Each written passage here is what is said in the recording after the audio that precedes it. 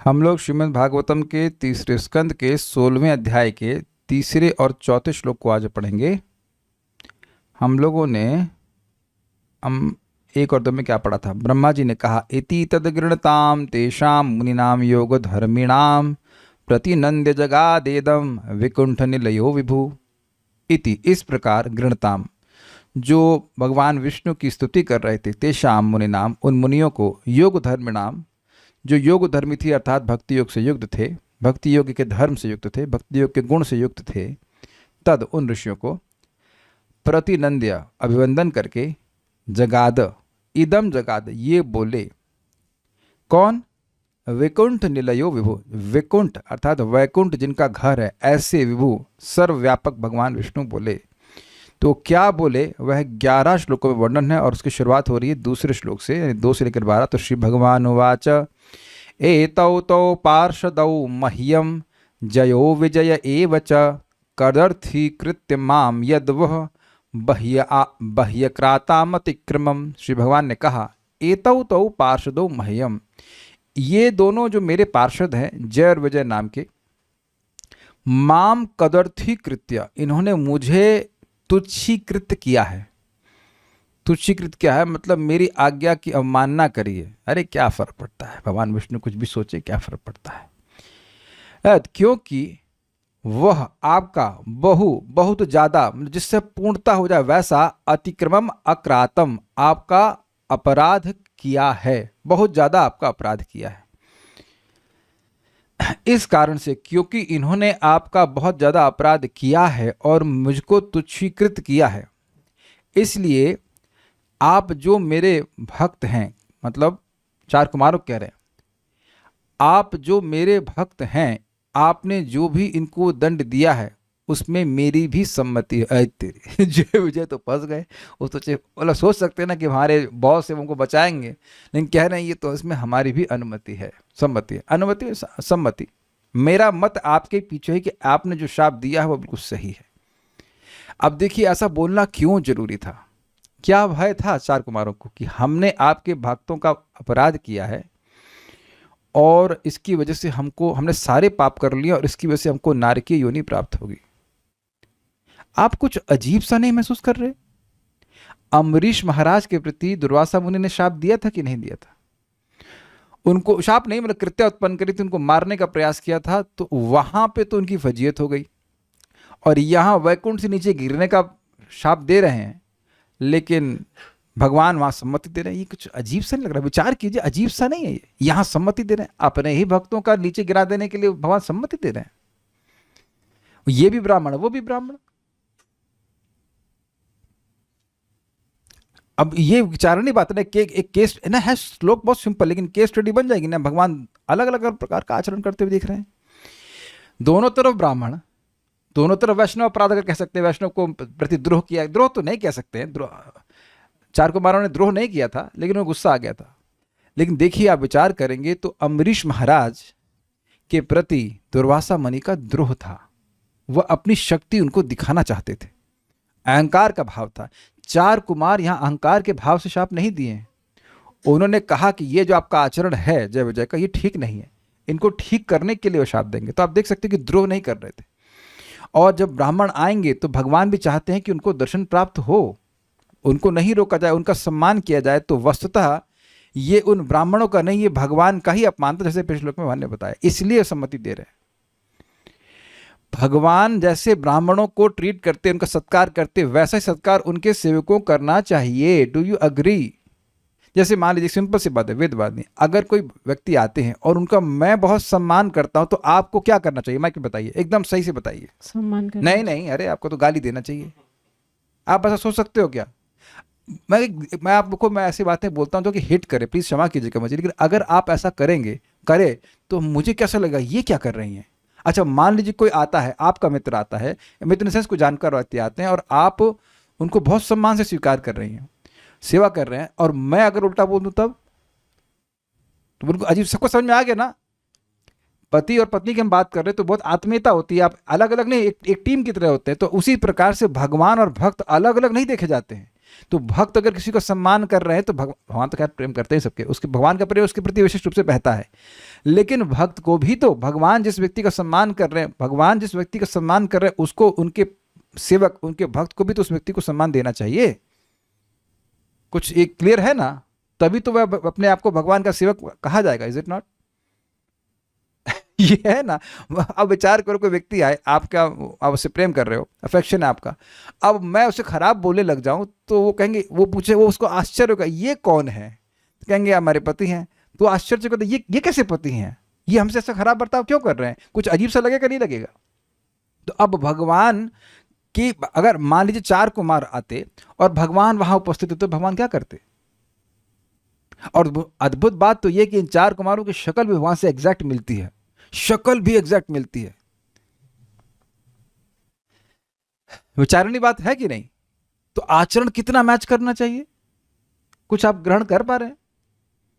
चतुर्भुज है, कस्तूब नहीं है उनके पास, और वो क्या स्वर्णमाला, स्वर्ण रेखा, जो क्या कहते हैं उसको, रोमावली, लक्ष्मी जी क्या कहते हैं उसको, नहीं भगवान की छाती पे रहते हैं ना, क्या कहते हैं उसको, कौस्तुभ मणि तो रहते ही, और लक्ष्मी जी वक्षस्थल पे विद्यमान रहते, बस वो 2 चेहरे नहीं, बाकी तो एग्जैक्ट लग रहे हैं भगवान विष्णु जैसे। तो अब स्वाभाविक सी बात है कि इस प्रकार से उनका आचरण नहीं होना चाहिए था। तो आचरण भगवान विरुद्ध के, भगवान विष्णु की इच्छा के विरुद्ध था, इसलिए भगवान कह रहे हैं कि सम्मत। मतलब ये आचरण, ये एक्चुअली अपराध आप, सर ये शाप आपने नहीं दिया, ये मैंने दिया, ये मैंने दिया है, क्योंकि ये मेरे इच्छा के विरुद्ध चले हैं। हाँ, श्रीवत्स का चिन्ह होता है। तो इस बात को यहाँ पे बोल रहे हैं, यस्त्वेतयोर्धृतो दंडो भवद्भिर्मामनुवृतैः। यस्त्वेतयोर्धृतो दंडो भवद्भिर्मामनुवृतैः। यस्त्वेतयोर्धृतो दंडो भवद्भिर्मामनुवृतैः। यस्त्वेतयोर्धृतो दंडो भवद्भिर्मामनुवृतैः। स एवानुमतोऽस्माभिर् मुनयो देवहेलनात्। स एवानुमतोऽस्माभिर्मुनयो देवहेलनात्। यस्त्वेतयोर्धृतो दंडो भवद्भिर्मामनुवृतैः। यस्त्वेतयोर्धृतो दंडो भवद्भिर्मामनुवृतैः। स एवानुमतोऽस्माभिः मुनयो देवहेलनात्। स एवानुमतोऽस्माभिर्मुनयो देवहेलनात्। बोलिए। यस्त्वेतयोर्धृतो दंडो भवद्भिर्मामनुवृतैः। यस्त्वेतयोर्धृतो दंडो भवद्भिर्मामनुवृतैः। स एवानुमतोऽस्माभिर्मुनयो देवहेलनात्। स एवानुमतोऽस्माभिर्मुनयो देवहेलनात्।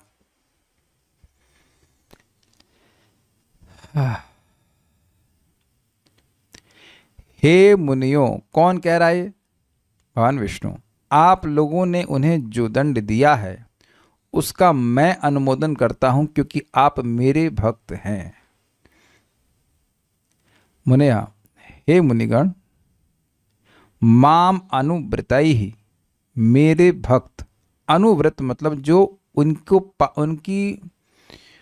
उनको प्राप्त करने की इच्छा से व्रतों का पालन किए हैं, ये अर्थ है अनुव्रत, या उनके अनुचर हैं, उनके पीछे चलने वाले हैं। भगवत भी, आप लोगों ने, एतयो यानी इन दोनों, जय विजय के संबंध में, यह तू दंडः धृतः, जो भी अभिशाप दिया है, दंड को धारण किया, दंड दिया है, सह एवा, वह दंड, देवहेलनात्, आपके विरुद्ध अपराध के कारण। इसके 2 अर्थ होंगे। एक देव हो गए भगवान विष्णु परम देवता, तो इन्होंने हेलना, हेलन का मतलब होता है तिरस्कार की भावना से, नेग्लेक्ट, इन्होंने मेरी आज्ञा का हेलन किया है। मैं ब्राह्मणों को सम्मान देता हूं, इन्होंने मेरी आज्ञा का अवहेलना की है, उसके कारण। अथवा आप ब्रह्मदेव, आप ब्राह्मण देव हैं, आपको नेग्लेक्ट किया है, आपकी हेलना के कारण। अस्मा भी अनुमता, मतलब जो इन्होंने गलती करी है, जो अपराध किया है, उसके कारण अस्मा भी अनुमता, मुझ हरि के द्वारा अनुमोदित है। क्या हरि के द्वारा अनुमोदित है? जो दंड आपने दिया है इनको, यह मैं भी अनुमोदित कर रहा हूं। यह तु एतयोः, जो आपने इन दोनों के जय विजय के विषय में धृतः दंडः, दंड को दिया है, दंड दिया है यानी शाप दिया है, भवद भी यानी आप लोगों के द्वारा। आप लोग कैसे हैं? माम अनुव्रत है, आप लोग मेरे अनुचर हैं, मेरे भक्त हैं। स एव अनुमतः, वह दंड मेरे, स एव अनुमत अस्माभि, अस्माभि मतलब मेरे द्वारा भी उसकी अनुमति है, मतलब ऐसा ही हो, ऐसा होना चाहिए। क्यों? मुनय, हे मुनिगणों, देव हेलनाथ, अर्थात क्योंकि इन्होंने आप देवताओं का या मेरा तिरस्कार रूपी अपराध किया है। श्रीधरी, इन दोनों ने आप लोगों की अवमानना करके मेरी ही अवमानना की है, अतएव इन दोनों को जो दंड मैं देना चाहता था उसी दंड को आप लोगों ने दिया है। अब एक बात लोगों के मन में आ गई कि भगवान विष्णु भी दंड देते हैं। देखिए, ये एक बहुत बड़ा सौभाग्य है। अब इस बात को समझने के लिए आपको चैतन्य चरितामृत का अंत लीला का अध्याय 2 पढ़ना पड़ेगा, जहां तक मुझे स्मरण आ रहा है। छोटा हरिदास को दंड दूसरा है कि चौथा है, या तो दूसरा होगा या चौथा होगा, आगे पीछे है। जब भगवान विष्णु किसी को व्यक्तिगत रूप से दंड देते हैं, इसका मतलब है कि उन्होंने उसको अपना सेवक स्वीकार कर लिया। दूसरा है ना, ये बड़ी अजीब सी बात है। भगवान चैतन्य महाप्रभु का दंड प्राप्त करने के लिए जानबूझकर अद्वैताचार्य जी मायावाद का प्रचार कर रहे हैं और गुस्से में आ करके, क्योंकि चैतन्य महाप्रभु हमेशा अद्वैताचार्य जी के चरण छूते, उनको अपने से श्रेष्ठ मानते, और अद्वैताचार्य जी का भाव था कि मैं चैतन्य महाप्रभु का दास हूं, तो दास के पैर अगर स्वामी छुएगा तो अजीब से नहीं लगेगा, है ना। पत्नी की पोजीशन लोअर होती है और उसको पति के पाँव छूने चाहिए, पति ही अगर पाँव छूने लग जाए पत्नी का तो बड़ा अजीब सा लगेगा ना, व्हाट इज दिस। बाप अगर बच्चे का पाँव छूने लग जाए तो वह अजीब से लगेगा नहीं। तो है चैतन्य महाप्रभु श्री कृष्ण, वह स्वामी, वो एकमात्र स्वामी है, लेकिन वह अद्वैताचार्य जी के चरण छू रहे हैं तो उनको बड़ा खराब लगता था। तो अद्वैताचार्य जी कुछ जुगाड़ करते कि ना, वो वृद्ध हैं तो वो जीत भी नहीं पाते थे इनसे। तो जाके अद्वैताचार्य जी फिर मायावाद का प्रचार करने लगे। तो महाप्रभु उनके घर में गए, बोले कि भाई भक्ति श्रेष्ठ है कि ज्ञान श्रेष्ठ है? तो बोले ज्ञान श्रेष्ठ है, निसंदेह ज्ञान श्रेष्ठ है। ज्ञान आंखें हैं, भक्ति दर्पण के समान है। तो अब आंखों के बिना दर्पण का क्या मतलब है? तो महाप्रभु लिए पीटना चालू किए। तो उनकी पत्नी फिर कहती, अरे बूढ़ा मर जाएगा, बूढ़ा मर जाएगा, बस छोड़ दो छोड़ दो ऐसा करके कहते हैं, चैतन्य भागवत में वर्णन है। तो वहाँ अद्वैताचार्य जी कहे, अब नाचने लगे। उसके बाद कहे, अब कहाँ गया आपका वो नाटक कि आप मेरे सेवक हो और मेरे से छोटे हो, इत्यादि इत्यादि। फिर वहाँ पे महाप्रभु लज्जित हो गए, क्योंकि वो आवेश में आ गए थे कि ये मायावाद का प्रचार कर रहे हैं। वो तो सब नाटक था, ये सब थी। मैं खाली ये समझाना चाह रहा हूँ कि जब चैतन्य महाप्रभु किसी को दंड दे रहे हैं, भगवान स्वयं दंड दे रहे हैं, प्रकृति के द्वारा नहीं, स्वयं दंड दे रहे हैं, तो उसका मतलब समझ लीजिए कि वह उसको अपना मान रहे हैं, विशेष रूप से अपना मान रहे हैं। तभी होता है, ऐसा होता है, सुधारना चाहते हैं। ऐसे एक और कथा है चैतन्य चरितामृत में कि जगदानंद सनातन गोस्वामी जी सोच रहे थे, उनके शरीर में फोड़े थे और वह महाप्रभु उनको आगे आलिंगन करते पूरी में, तो उनको बड़ा दुख लगता कि मेरा गंद शरीर से जो पस आदि आ रहा है वो महाप्रभु के शरीर में लग जाता है। तो वह जगदानंद पंडित से डिस्कशन कर रहे थे क्या करना चाहिए। मुझे लगता है कि मुझे वृंदावन चले जाना चाहिए। तो जगदानंद पंडित ने कहा, हाँ हाँ तुम्हारा आपका विचार ठीक है, आपको वृंदावन चले जाना चाहिए। तो बाद में जो चैतन्य महाप्रभु आते हैं और सनातन गोस्वामी उनसे बात कर रहे थे, कहते हैं कि मैं विचार कर रहा था कि मुझे वृंदावन चले जाना चाहिए। और जगदानंद पंडित ने भी ऐसा ही मतलब सजेशन दिया है, काउंसलिंग करी है कि आपको चले जाना चाहिए। तो महाप्रभु बड़ा गुस्सा हो जाते हैं, ये जगह मतलब जगदानंद को शॉर्ट फॉर्म बोले जगह, ये आज का बच्चा तुमको शिक्षा दे रहा है, ये मर्यादा का अतिक्रम है, ये बिल्कुल ठीक नहीं है। खूब कस के डांट रहे थे उनको। तो सनातन गोस्वामी कहे कि आज मैंने देख लिया कि आप जगदानंद को कितना प्रेम करते हैं, मुझको तो आप नीम का जूस पिला रहे हैं। वहाँ पे सनातन गोस्वामी की वो गुणगान भी करते हैं कि आप इतने बुद्धिमान हो कि मैं भी आपसे सजेशन लेता हूँ, इत्यादि इत्यादि। तो वहाँ पे सनातन गोस्वामी कहते हैं कि आप तो सारा प्रेम जगदानंद को देते हैं, हम लोगों को तो आप नीम का जूस पिला रहे हैं। जिनको आदर दे रहे हैं, जिनको सम्मान दे रहे हैं भगवान, वाणी से, तो वो सनातन गोस्वामी कहते हैं आप हमारे प्रति आत्मीय व्यवहार नहीं कर रहे हो, सारा प्रेम तो जगदानंद को देते, उसको डांट लगा रहे हैं। तो मैं खाली सब बातें समझाने के लिए कह रहा हूँ कि जब भगवान इस प्रकार से डांट रहे होते हैं किसी को या दंड दे रहे हैं, तो वो दंड उसके कल्याण के लिए, पर ये बात ध्यान रखिएगा। और ये भगवान का विशेष प्रेम उस व्यक्ति के प्रति है, ये हमेशा ध्यान रखना। ऐसा नहीं कि भगवान कहीं दंड दे भी रहे हैं तो वह कोई बहुत द्वेष से दे रहे हो, मार डालूंगा, ऐसे भावना नहीं। सारार्थ दर्शनी भाव यह है कि मेरे अप्रसन्न आचरण को तुच्छ समझना, अतः मेरे द्वारा प्रदान होने वाला उचित दंड आप लोगों के द्वारा प्रदान किया गया है, यह कहा गया है। ये समझे कुछ बात? ये पिछले श्लोक से लिंक कर रहे हैं। कदर्थी कृत्य का मतलब क्या है? भगवान ब्राह्मणों को रोके जाने से अप्रसन्न हो, अरे अप्रसन्न हो तो होते रहें, ये भाव उन्होंने प्रस्तुत किया। कुछ समझ रहे हैं? उस समय प्रकट रूप से भगवान वहां नहीं थे, लेकिन द्वारपालों को पता होना चाहिए कि इन लोगों को हम रोक देंगे तो भगवान उससे अप्रसन्न होंगे। तो इन्होंने मेरे अप्रसन्नता को ध्यान नहीं दिया तो मेरे प्रति अपराध किया है, ये बात है, ये भाव है। इसलिए जो मैं दंड इनको देता वो आप लोगों के द्वारा दिया गया। It's like he is thanking them. Does that make sense? कि मेरा कार्य आप लोगों ने ही कर दिया। जब आपका कार्य कोई और कर देता आप धन्यवाद देते हैं कि नहीं?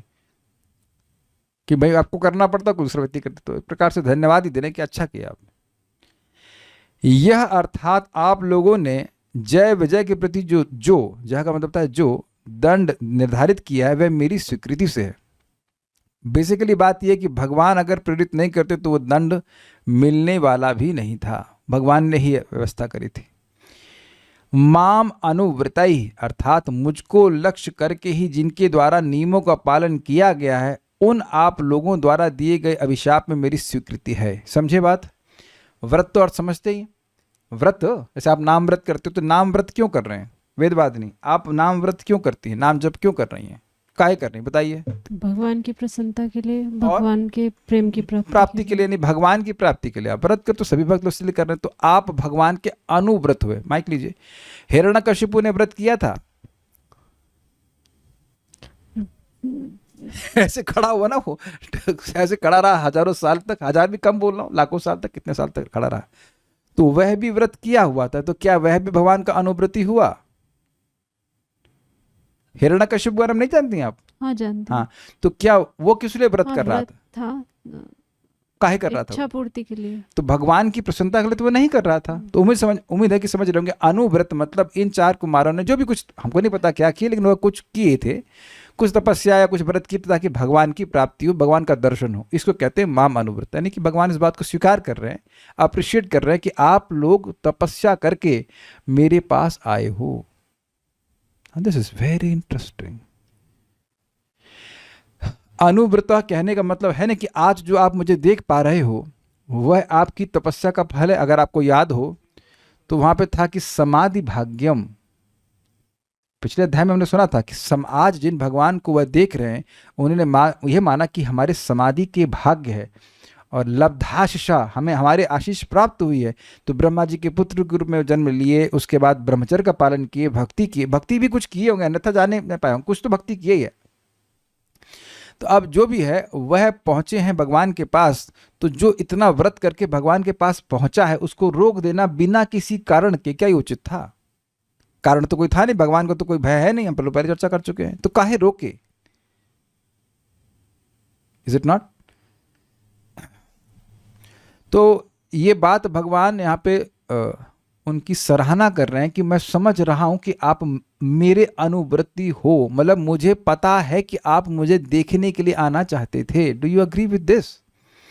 अभी तक तो भगवान कुछ बोले नहीं है ना, अभी तक तो चार कुमार ही कुछ बोले हैं, भगवान तो अब बोलना शुरू करे हैं। तो भगवान इस शब्द से दिखा दे रहे हैं कि मुझे पता था, मुझे पता है कि आप मुझे देखने के लिए आ रहे थे, आपकी कोई गलती नहीं है। Is it okay? भाई यहां से आप मंगल आरती के लिए चल रहे हैं तो क्या भगवान को पता नहीं कि आप काहे आ रहे हैं? वहां पे बम फोड़ने के लिए आ रहे हैं? भगवान को तो पता है कि आप मंगल आरती के दर्शन के लिए आ रहे हैं। अग्रीड? तो ये भगवान को तो भगवान कह रहे हैं, इससे सूचित हो रहा है कि भगवान पहले जान रहे हैं कि ये लोग मैं जानता हूं कि आप मुझे मिलने के लिए आ रहे थे, इसलिए लोग गलत किया, आपको रोके। वैकुंठ में कोई भी भगवान को देखने जाता है तो कोई रोकता है? कोई नहीं रोकता। आप हम और ग्रंथ पढ़ाएंगे, देखें, कुछ कोई रुकावट नहीं, सब भागे भागे जाते, सबको भगवान का दर्शन प्राप्त होता है। भगवान इतने दयालु है कि भगवान श्री कृष्ण जब कुरुक्षेत्र का युद्ध हो रहा था तो जो भी मर रहा था भगवान ऐसी व्यवस्था की थी कि उनको उनका दर्शन हो जाए। इतना ज्यादा भगवान दयालु हैं और समर्थ हैं। तो माम अनुव्रत से भगवान अनुमोदन कर रहे हैं कि आप लोग मेरे भक्त हो, भाई कैसे रोक दिया इन लोगों ने, हम आपका साइड ले रहे हैं। ये जरूरी था, ये जरूरी था, क्योंकि नेचुरल बात क्या थी कि भगवान अपने पार्षदों का साइड लेते हैं कि नहीं। इस जगत में तो आप यही देखते हैं। ये तो एक तरह से बाहर से आ रहे हैं ना, तो स्वाभाविक सी बात है कि भगवान विष्णु उनका साइड ना लेते। घबरा रहे थे कि नहीं घबरा रहे थे? तो भगवान किस प्रकार से इनके हृदय को अपनी वाणी से जीत रहे हैं आप देख सकते हैं। माम अनुव्रतई, एक तरह से ये न्यू डिवोटी है ना। चार कुमार अन्य पार्षदों की अपेक्षा तो नए डिवोटी है। इनको तो भगवान का दर्शन पहली बार हुआ ना, बाकी लोग तो दर्शन कर ही रहे हैं रोज। जैसी भगवान कैसे लोगों का हृदय जीतने के लिए बात बोलते हैं। एक दो शब्द से कितनी महत्वपूर्ण बात आ रही है। मेरे अनुव्रती हैं, हम आपके अनुव्रती हैं। सोचिए अगर कृष्ण बलराम आपको बोलने कल्याण, आप मेरे भक्त हैं, तब कहेंगे ना लब्धाशिष। देखिए एक बात और ध्यान रखिएगा, केवल ये शब्द नहीं है, ये बोल कौन रहा है? भगवान विष्णु बोल रहे हैं। उनकी वाणी में जो माधुर्य, वो उनकी वाणी उनसे भिन्न है। तो एक उस शब्द की दृष्टि से वाणी, हम तो उसको सुन नहीं पा रहे, उस तरह से नहीं सुन पा रहे से वो लोग सुनेंगे डायरेक्ट। वो जो बोल रहे हैं भगवान, उसका अर्थ की दृष्टि से सब कुछ उनकी उन मुनियों के मन को हरने वाली है। भगवान बड़े अद्भुत है। जो व्यक्ति अपने केवल ईक्षण मात्र से, पिछले अध्याय में हम सुने थे, केवल ईक्षण मात्र से सबके हृदय को टच करने वाले हैं, उनके हृदय में प्रेम जागृत करने वाले हैं, वो बोलने लग जाए तो कहना ही क्या।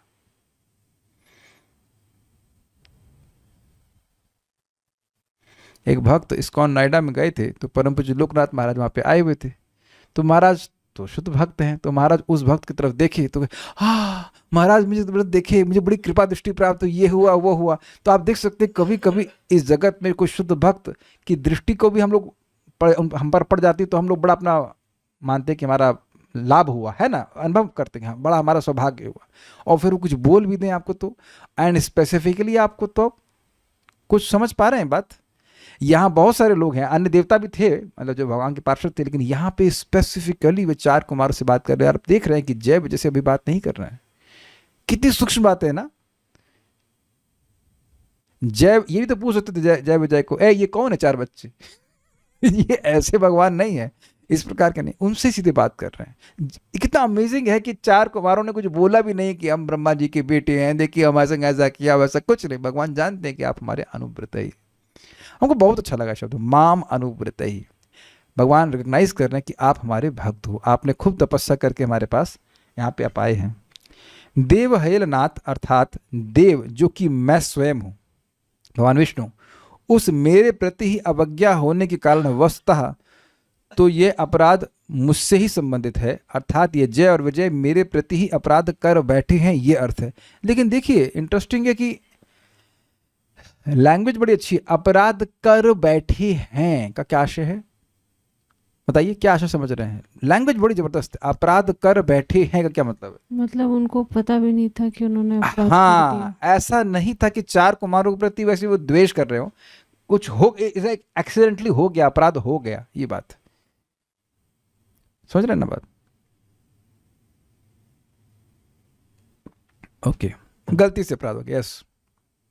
इसलिए अब वह इन चार कुमारों से क्षमा याचना कर रहे हैं, आप प्रसन्न हो जाइए।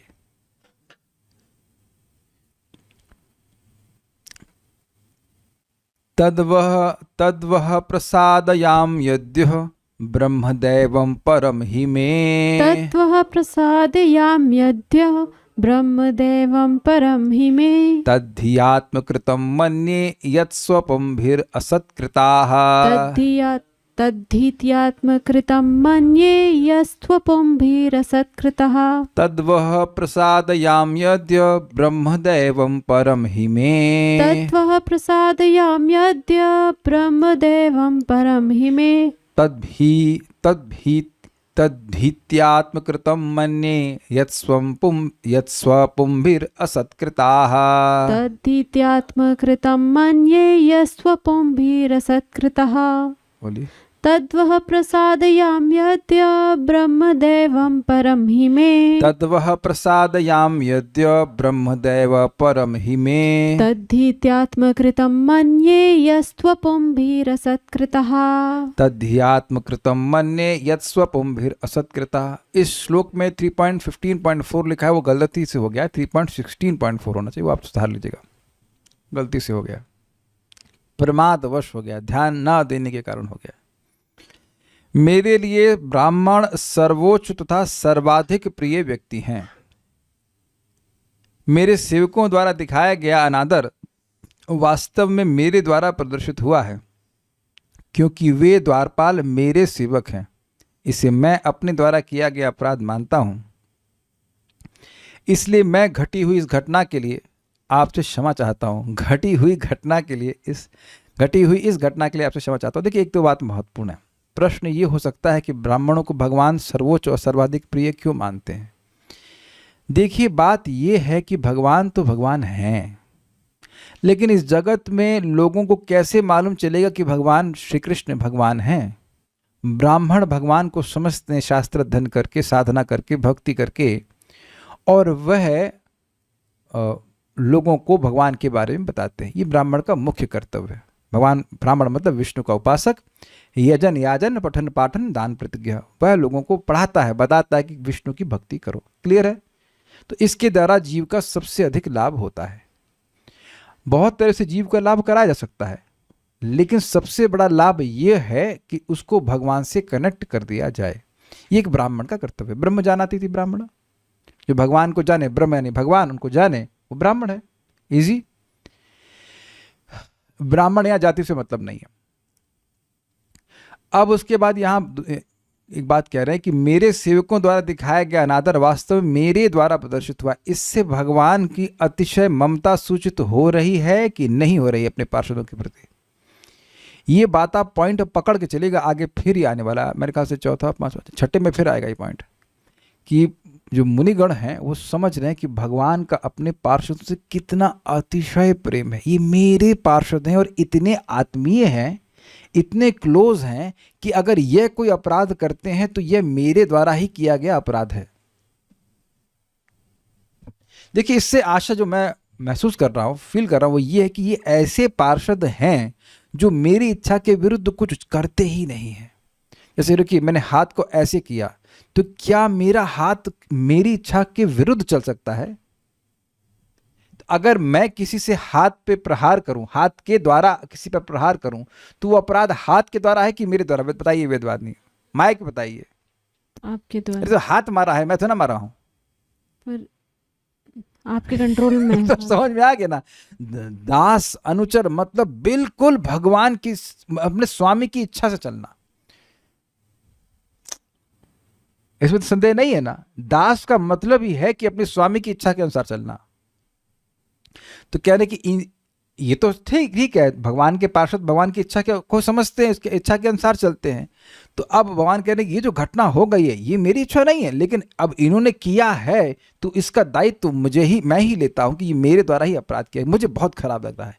तो इससे दिख रहा है कि भगवान अपने भक्तों से, अपने पार्षदों से बहुत ममता करते हैं। जैसे मैं मानता हूं नहीं, मेरा हाथ, आप देखिए इसको ऐसे पढ़ सकते हैं, अतएव आज मैं आप लोगों से क्षमा मांगता हूं। अरे सॉरी, ये तो अनुवाद में था। मेरे, ऐसा सही, सेवक हटा दीजिए, लिख दिए हाथ, लिख दीजिए। मेरे हाथ द्वारा दिखाया गया अनादर वास्तव में मेरे द्वारा प्रदर्शित किया हुआ है। ऐसे पढ़िए इसको, क्योंकि वे द्वारपाल मेरे हाथ हैं। सेवक की जगह हाथ लगा दीजिए आप बस, क्योंकि ये आने वाला है छठे श्लोक में कि मेरा अंग भी आपका कोई अपराध करेगा तो मैं उस अंग को काटने के लिए तैयार हूं। इस प्रकार से दिखाया है। तो चार कुमार इस लैंग्वेज से समझ रहे हैं कि भगवान अपने पार्षदों से अत्यंत प्रेम करते हैं। एकदम अत्यंत प्रेम होता है तो एकदम एकत्व हो जाता है कि वो कोई डिफरेंस नहीं रह गया। यही तो यहां पे दिखा रहे हैं। इसीलिए तो कहते हैं ना, यस्य प्रसादाद भगवतः प्रसादो, जिन गुरु की को प्रसन्न करने से भगवान की कृपा प्राप्त हो जाती है, तो दोनों में एक हो गया कि नहीं? इस तरह से कि दोनों की प्रसन्नता अलग तरह से नहीं होगी। ऐसा नहीं कि गुरु को प्रसन्न करेंगे तो भगवान को प्रसन्न नहीं करेंगे, ऐसा नहीं होता। I hope it is clear. तो ये क्योंकि गुरु और भगवान में भेद नहीं है इस दृष्टि से कि वह उन्हीं के प्रतिनिधि हैं। तो अब यहाँ जो 4 कुमार हैं, उनको वे कह रहे हैं कि ये जो भक्त हैं हमारे जय विजय, ये मेरे ही प्रतिनिधि हैं, तो मेरा रिप्रेजेंटेटिव है, मतलब इनका व्यवहार मेरे व्यवहार को सूचित कर रहा है। तो इन्होंने आपसे गलत व्यवहार किया, अर्थात मैंने आपसे गलत व्यवहार किया। उम्मीद है कि बात समझ में आ गई होगी। इसलिए ये मेरा अपराध है। स्वपुंभी मेरे इन अनुचरों ने, स्व शब्द पे ध्यान रखिएगा, स्व शब्द ममता को सूचित करता है। स्वपुंभी मेरे इन अनुचरों ने यत असत्कृतः, जो आपका तिरस्कार किया है, तत् उसे मैं आत्म ही कृतम, अपने द्वारा ही किया हुआ, इति मन्ये, इस प्रकार मानता हूं। इस प्रकार मानता हूं कि ये अपराध मैंने ही किया है। क्यों? आपने तो नहीं किया। तो कह रहे हैं क्योंकि ब्राह्मणगण में परम दैवम, मेरे परम देवता अर्थात परम आराध्य है। तत् इसी के लिए अद्य इसी समय वह प्रासादयामी, आप लोगों से क्षमा मांगते हुए मैं अनुनय करता हूं। मतलब ऐसा नहीं है कि मैं कल क्षमा मांगूंगा, मैं अभी क्षमा मांग रहा हूं सबके सामने। देखिए जो वैकुंठ के स्वामी हैं, विचार कीजिए, इस जगत में कोई प्रेसिडेंट वगैरह बन जाता है छोटे से देश का, तो कितना उसका अहंकार बन जाता है, कितने लोगों को मरवा देता है। हम उसकी व्याख्या नहीं करना चाहते। किसी से सॉरी बोल रहा है, does he care about anyone? कितने भक्त मर जाते हैं या कोई और अच्छे लोग मर जाते हैं, कोई पूछता है? किसी को नहीं पूछता है। और भगवान तो भगवान हैं और वैकुंठ के स्वामी हैं, और एक सिंपल से ब्राह्मण आ रहे हैं, तो उनके प्रति अगर अपराध हो, असंतुष्ट हो गए, तो उनसे वह क्षमा मांग रहे हैं। How sensitive Lord Vishnu is, कितने संवेदनशील भगवान विष्णु हैं। तद यानी वह अपराध, वह प्रसादयाम्य अद्य, वह मतलब आपकी कृपा की याचना आज, अद्य मतलब मैं तुरंत ही कर रहा हूं। क्यों? ब्रह्म दैवम परम ही में, क्योंकि ब्राह्मण मेरे परम दैव अर्थात परम देवता हैं। तद ही इति आत्मकृतम मन्ये, जो अपराध आपके प्रति हुआ है इस प्रकार वह मेरे द्वारा ही हुआ है, ऐसा मैं मानता हूं। यत जो अपराध स्वपम भी असत्कृता, जो मेरे पार्षदों के द्वारा आपका असत्कार हुआ है, वह मेरे द्वारा ही मैं किया हुआ है, मैं मानता हूं। श्रीधरी, चूंकि ब्राह्मण ही मेरे परमाराध्य हैं, अतएव आज मैं आप लोगों से क्षमा मांगता हूं। यदि आप लोग कहें कि आपका कौन सा अपराध है, तो इसका उत्तर है कि मेरे अनुचरों ने जो आप लोगों का तिरस्कार किया है, उसे मैं अपना ही अपराध मानता हूं। स्पष्ट है, सारादर्शनी। और यह भी बात है कि आपके प्रति अपराध मेरे ही द्वारा हुआ है, इसलिए तद वह इत्यादि के द्वारा कहा गया है। भाव यह है कि चूंकि आप मेरे परम देवता हैं, इसलिए मैं आपकी प्रसन्नता के लिए प्रयास कर रहा हूं। समझ में आई बात? क्योंकि आप मेरे देवता हैं, आपके प्रति अपराध हुआ, इसलिए मैं आपको प्रसन्न करना चाहता हूं, ताकि मेरे अपराध की क्षमा याचना हो जाए। यदि आप मुनिगण कहें कि देखिए इसमें आपका अपराध कैसे हो सकता है,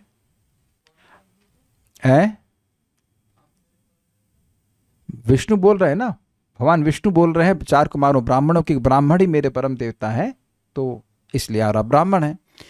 अब यहां मुनिगण कहें कि अरे, अब ये देखिए आश्चर्य बात है ना, आश्चर्यजनक बात है। मुनिगण सोच रहे हमारा अपराध हुआ है, हमने भगवान के पार्षदों को शाप दिया है, और भगवान कह रहे मेरा अपराध हुआ है। कितना अमेजिंग है। तो उनको आश्चर्य, आपने कहाँ अपराध किया है?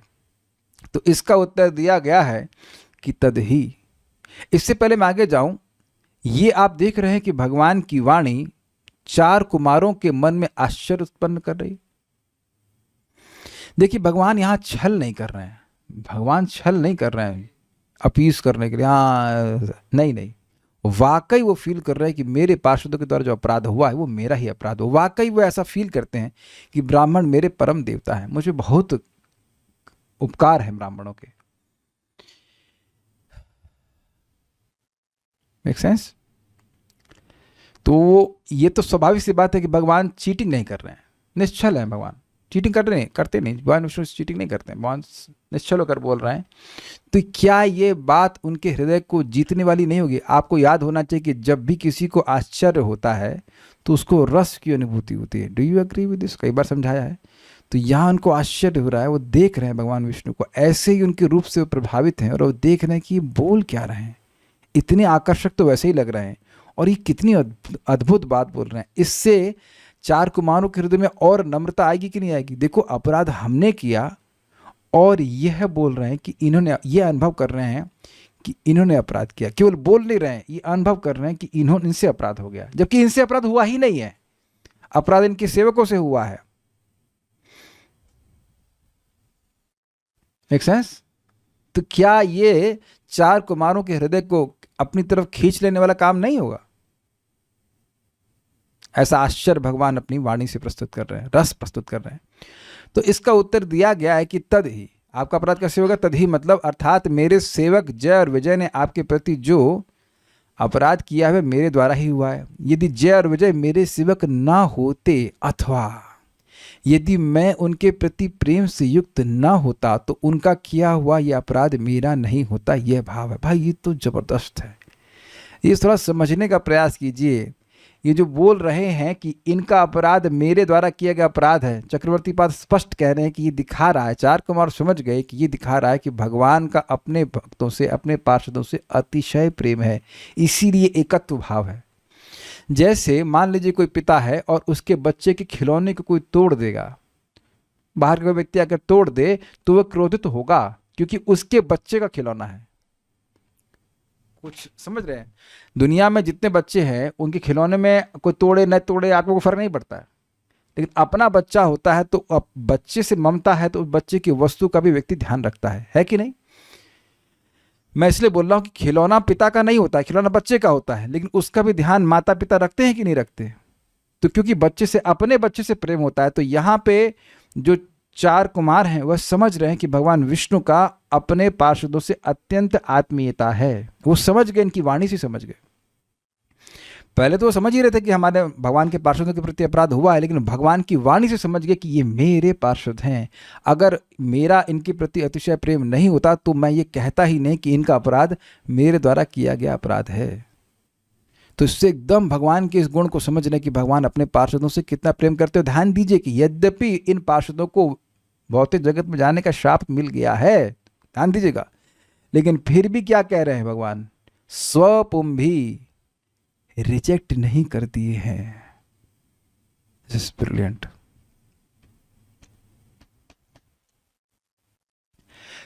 जय विजय इतना अधिक शापित हो गए हैं कि अब उनको वैकुंठ छोड़ करके भौतिक जगत में जाना पड़ेगा और कोई टाइम लिमिट नहीं कि वो कब वापस आएंगे। फिर भी भगवान कह रहे हैं मेरे पार्षद। He is not giving up his mamta towards them. This is so amazing. नहीं, ये हम लोग के लिए बहुत बड़ी होप गिविंग बात है, क्योंकि भगवान गीता में आकर हम लोग के लिए यही बोल रहे हैं ना, मामे वंशो जीव लोके जीव भूतः सनातना। आप जब समझ पा रहे हैं मैं क्या कह रहा हूं? यद्यपि हम भौतिक जगत में हैं, भगवान से विद्रोह करके बैठे हैं, फिर भी भगवान की ममता हमारे प्रति होती ही है कि ये व्यक्ति मेरा है।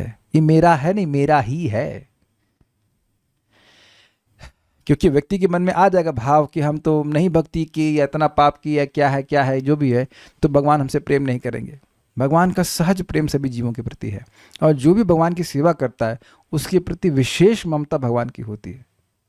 आप सुने ना कि जो भगवान का नाम उच्चारण करता है अनजाने में भी, उसके प्रति भी भगवान की भावना होती है कि ये व्यक्ति मेरा है, मुझे इसकी रक्षा करनी है। स्वपंबी से आशय आ रहा है कि इनका अपराध हो गया है, लेकिन इनकी रक्षा करना भी मेरा कर्तव्य है, इसलिए मैं इनके बिहार पर क्षमा मांगता हूँ। अच्छा बताओ, भगवान क्षमा मांगेंगे तो कौन कौन मूर्ख होगा जो क्षमा नहीं करेगा? ये बताइए। भगवान क्षमा मांग रहे हैं किसी के बिहाफ पर, तो कोई मूर्ख ही होगा जो कहेगा नहीं मैं क्षमा नहीं करूंगा? बताइए। और इतना प्रेम से बोल रहे हैं भगवान।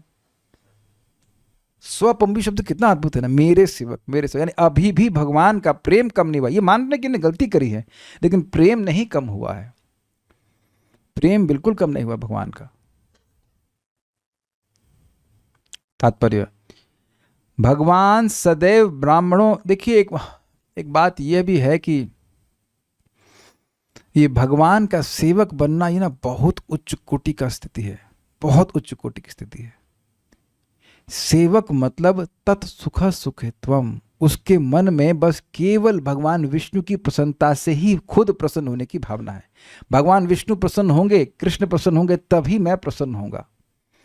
ये भावना जब पूरी तरह से स्थापित हो जाए या जागृत हो जाए जीव में, तभी वह वस्तुतः कृष्ण का सेवक बना। मैं समझा पाया? यानी कि एक क्षण के लिए भी वह कृष्ण की सेवा को नहीं छोड़ सकता।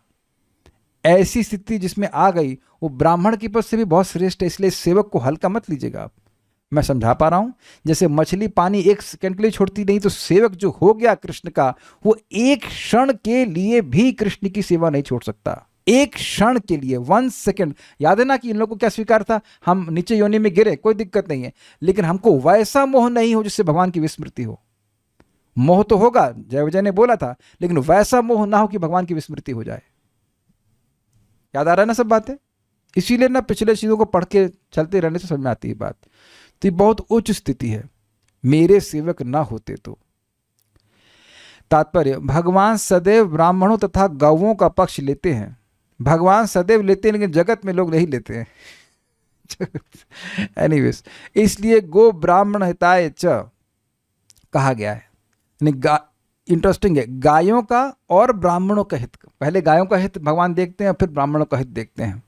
पूर्ण पुरुषोत्तम भगवान कृष्ण या विष्णु ब्राह्मणों के पूज्य देव भी हैं। वैदिक वांग्मय में, यानी वैदिक ग्रंथों में, ऋग्वेद के ऋग मंत्र में कहा गया है कि जो वास्तव में ब्राह्मण है वह सदैव विष्णु के चरण कमलों की ओर ताकते हैं। ओम तद विष्णु परमम पदम सदा पश्यन्ति सूर्य, यानी उन भगवान विष्णु के परम पद को सदा ही सूर्यगण, ब्राह्मण, भक्तगण देखते हैं।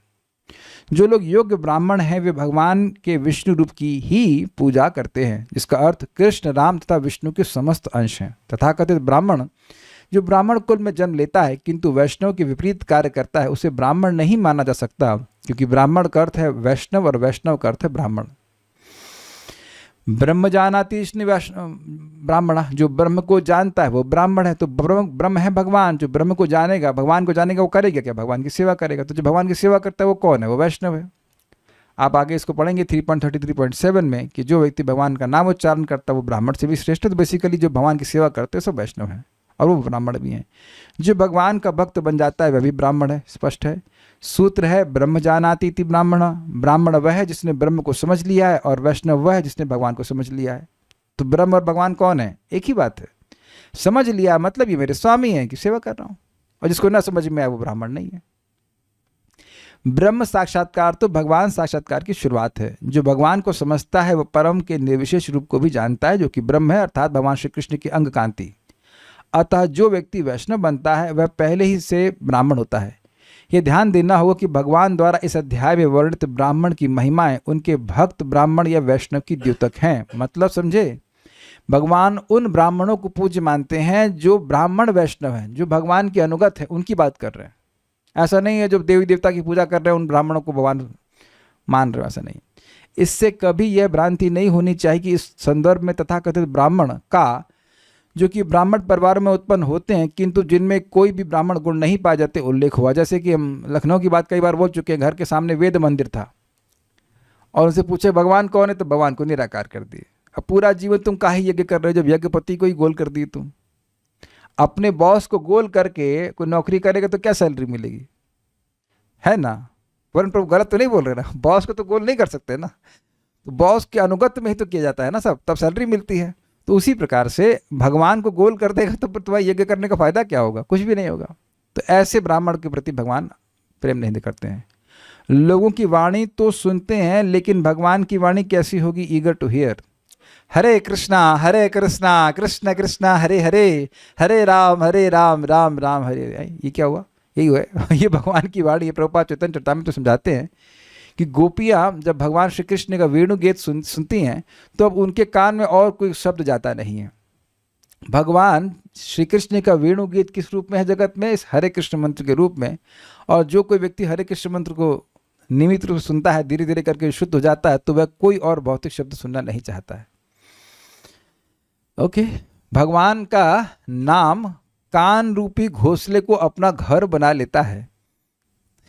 बस ऐसे कुछ कुछ काव्य है वहाँ पे, और वहाँ और किसी का प्रवेश वे होने नहीं देता है ना। पक्षी अपने घोंसले में किसी को और घुसने नहीं देता, हम यहाँ पे रहेंगे। ऐसे कुछ था, वो पूरा पूरा याद नहीं आ रहा है।